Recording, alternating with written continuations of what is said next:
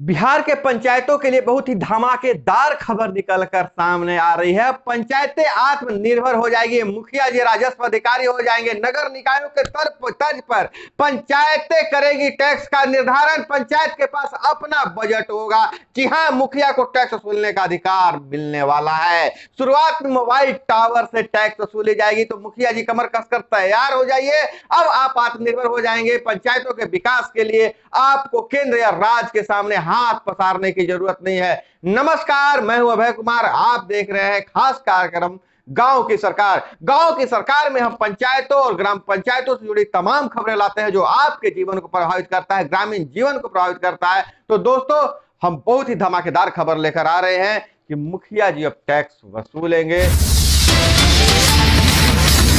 खबर के अंत तक बने रहिएगा, बहुत ही महत्वपूर्ण जानकारी है। बिहार की पंचायतें अब आत्मनिर्भर हो जाएगी। क्या खबर निकल कर आ रही है और क्या है खुलासा हुआ है, थोड़ा सा जानने की जरूरत है। बिहार मुखिया को टैक्स वसूलने का मिलेगा अधिकार। शुरुआत मोबाइल टावर से। मोबाइल टावर से मुखिया जी शुरुआत करेंगे टैक्स वसूलने का, लेकिन पूरी हम जानकारी पर नजर डालते हैं, पूरी जानकारी आपको देने का प्रयास करते हैं। गांव की जमीन से वसूले गए 9 करोड़ 68 लाख राजस्व गांव के विकास पर ही खर्च किए जाएंगे। जी हां, गांव से जो टैक्स वसूले जा रहे हैं वह गांव के विकास पर ही खर्च किया जाएगा।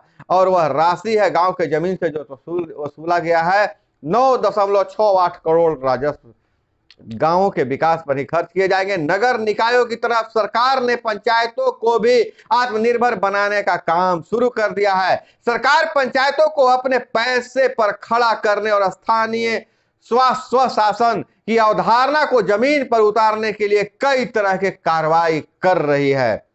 इसके तहत मुखिया टैक्स वसूलेंगे और अपनी पंचायत का विकास करेंगे। इस कड़ी में गांवों में मोबाइल टावर लगाने के इच्छुक 9,682 आवेदकों से टावर लगाने के लिए एनओसी अनुमति शुल्क जिसको कहते हैं देने के लिए प्रति टावर 10,000 के रेट से 9 करोड़ 68 लाख वसूले गए हैं। चूंकि अभी ग्राम पंचायतों के पास टैक्स वसूलने का पूरा ढांचा खड़ा नहीं किया जा सका है, ऐसे में निकट के संबंधित नगर निकायों के मार्फत से राजस्व वसूल उसे अब पंचायती राज विभाग के मार्फत गांव के विकास पर लगाई जाएगी। तो मुखिया जी टैक्स वसूलेंगे और पंचायतों में अब वो टैक्स के जो पैसे हैं जो बाहर नहीं जाएगा, पंचायत गांव के विकास के लिए खर्च किया जाएगा। और यह तो मोबाइल टावर की बात हो गई। दूसरे चरण में और तैयारी है, जैसे पेट्रोल पंप, गैस एजेंसी, कृषि हाट, दुकानों से भी टैक्स मुखिया जी लेंगे।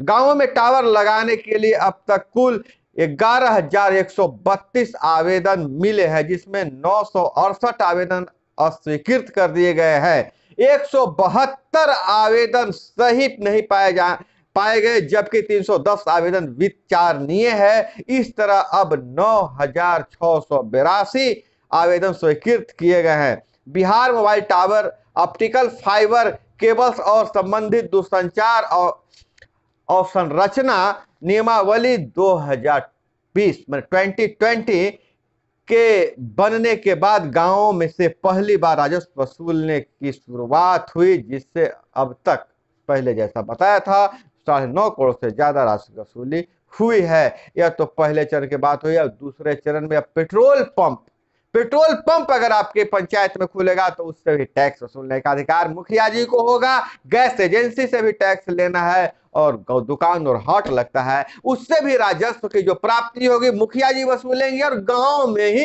खर्च होगा। पंचायतों में टैक्स वसूली का अधिकार देने की कार्रवाई शुरू कर दिया जा चुका है।